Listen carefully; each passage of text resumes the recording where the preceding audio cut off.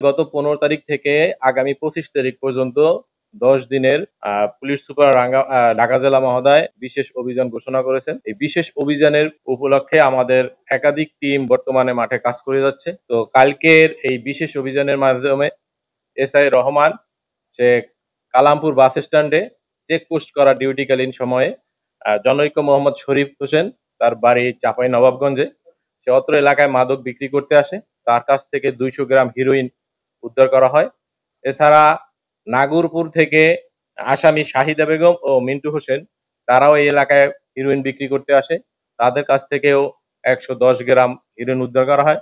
সর্বমোট গতকালকের আমরা 310 গ্রাম হেরোইন, যার মূল্য 31 লক্ষ টাকা আমরা উদ্ধার করতে সক্ষম হই। এখন পর্যন্ত যাদেরকে ধরা হয়েছে সবাই মাদক ব্যবসায়ী, এবং এর ভিতরে বড় যা মাদক ব্যবসায়ী ধরা হয়েছে তারা দেখা যাচ্ছে যে ইন্ডিয়া থেকে এই হিরোইন নিয়ে এসে এই আমাদের ধামরাই থানা এলাকায় বিক্রয় করার জন্য কিছু খুচরো ব্যবসায়ীদের কাছে নিয়ে আসছিল।